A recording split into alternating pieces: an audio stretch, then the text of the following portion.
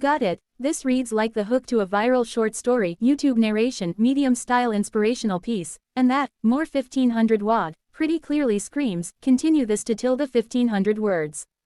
I'll run with that. Here's a full, polished continuation, cinematic and emotional, designed to keep people reading to the end down finger. 30 days of broken Ferrari, until an unemployed mechanic did the impossible. For 30 long days, Olivia Carter's Ferrari sat dead in her California driveway, a crimson monument to frustration. Every specialist she called gave her the same verdict, unfixable. Some blamed the rare hybrid system.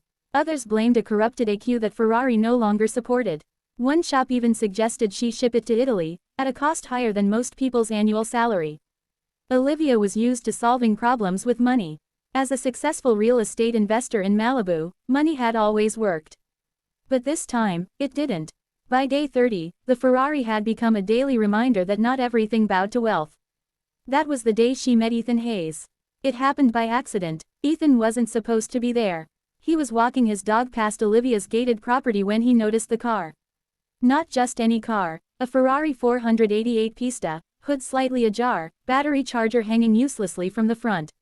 He slowed down. Most people see a Ferrari and think status. Ethan saw something else. A pattern. The way the dash lights flickered faintly through the windshield.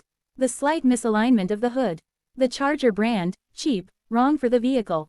He stood there longer than he should have. Can I help you? Olivia's voice cut through the air. She stood on the porch, arms crossed, sunglasses hiding tired eyes. She'd grown used to gawkers and influencers snapping photos outside her gate. Ethan looked different. Worn boots, oil-stained jeans, and a hoodie that had seen better days. Sorry, Ethan said quickly. Didn't mean to stare. I'm a mechanic. Or, was. Olivia raised an eyebrow. Was. Shop closed 3 months ago.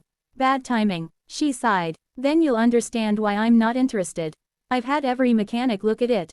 Ethan nodded. Dealership, 3, and 2 specialists. And they all say it's dead. Unfixable, she corrected. Ethan hesitated. Then, gently, mind if I ask what the original failure was?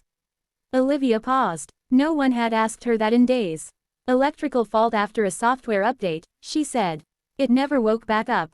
Ethan's jaw tightened, not in doubt, but recognition. Did any of them check the body control module independently from the hybrid ECU? Her silence answered the question. That night, Olivia couldn't stop thinking about him. Not because she believed he could fix the Ferrari, but because he'd been the only person who didn't sound intimidated by it.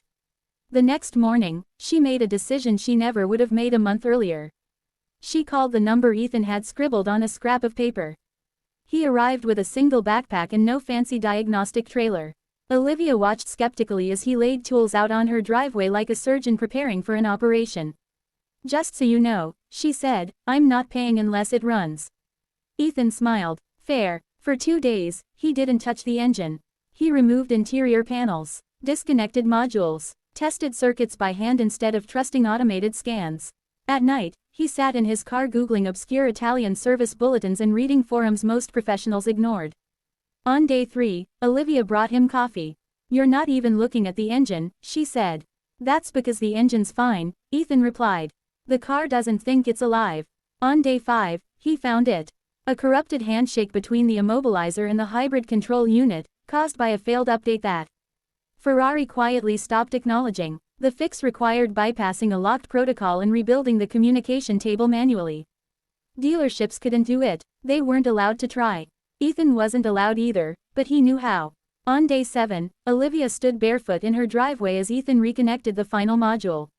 Before I try this, he said, I need you to know something.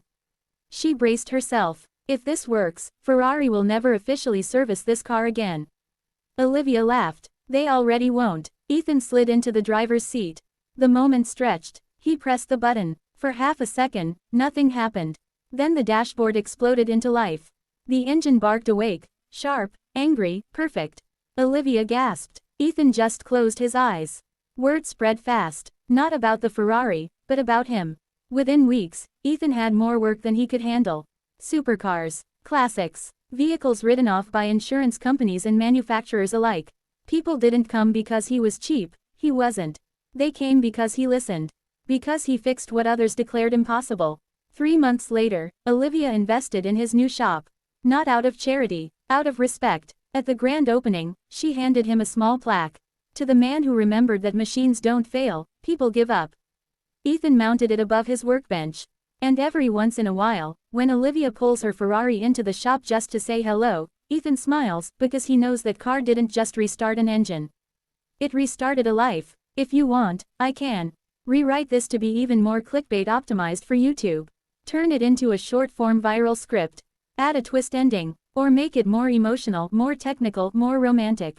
Just tell me the vibe wrench fire 1500 WSD.